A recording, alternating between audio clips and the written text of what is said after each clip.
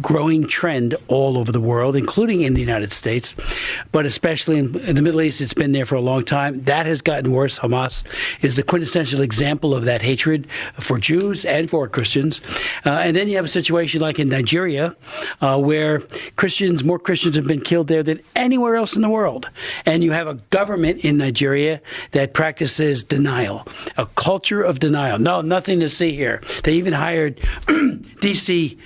a big firm here in D.C. The First Lady was here. She was here this week, and in fact, they wanted to come on the program to talk about religious freedom. And I said, I'm not going to give them. I'll meet with them. I'm happy to meet with anybody. Same here. But I'm not going to give them a platform to cover up what they're doing in Nigeria. And that's just what. This particular video has been trending on Twitter, where a TV presenter in the United States said that he denied the First Lady of Nigeria, Remi Tinubu, appearance on TV because she wanted to come and talk about religious freedom. And there is something that is common with this political party called APC. Instead of them to find a solution to a particular problem, they will try to bring up propaganda or try to water down the issue. Right now, last year, Trump came out to place Nigeria in a country of particular concern and to say that there is genocide in Nigeria. What did the government do? Instead of them to find a way to tackle insecurity in the country, people from APC started coming out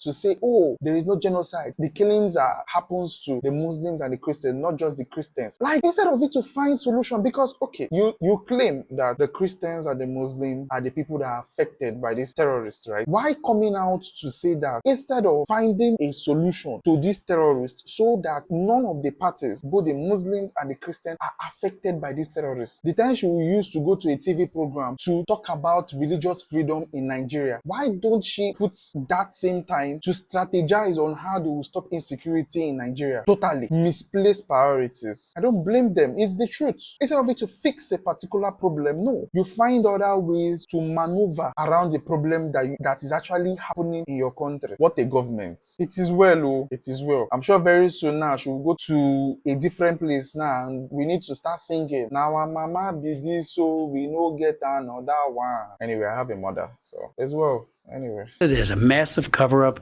You know, I met with a big delegation that came in, and it went for almost 2 hours.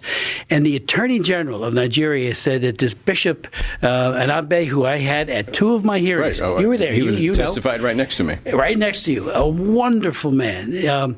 He said, oh, he's a liar. And I said, whoa, stop that, you know. And then they always do the thing, well, my wife's a Christian or I'm a Christian and my husband, you know, it's like, don't tell me that. What is happening as churches are being firebombed, people are being killed in cold blood, you know, abductions, which is very, very big there in Nigeria, of Christians especially, but others, but especially Christians. And there's this assault on faith that has gotten worse. Obama did nothing. You know, Boko Haram flourished under his 8 years in office, and now it was your persistent advocacy that actually eventually got them labeled as a terrorist organization. Yes. For 3 years we tried, Tony, and I had hearings on it. We had people give very, very compelling testimony as to what Boko Haram was doing, and finally, on the day we were marking up my bill to tell the administration you have to declare them a FTO, foreign terrorist organization, that day, that hour, basically, they said, oh, they're an FTO. Yeah. And it was like 3 years ago, we could have been working to find out where their sources of funding and weapons. Before they kidnapped many of the girls. That's right. The Chibok girls and many of the others were all. And that continues to this day. Let me ask you about that, Congressman Smith, because as you say that it's gotten worse, you've got these dictators and tyrants in different parts of the world. My experience when I was chairing the Youth Serve Commission, going to different countries, is that many of these bad actors have seen what's happened in America over the last 2 decades, where we have gone from one administration that actually, like we have right now, that protects religious freedom, to one that doesn't care about religious freedom and promotes abortion and LGBTQ. And so they just want to wait out. That's true. So we're not having that persistent, consistent presence of influence on the world. Well, that's a very keen observation, because I have found that you even hear that from some of the diplomats when you talk to them. Oh, he'll be gone. Trump will be gone in 2 years.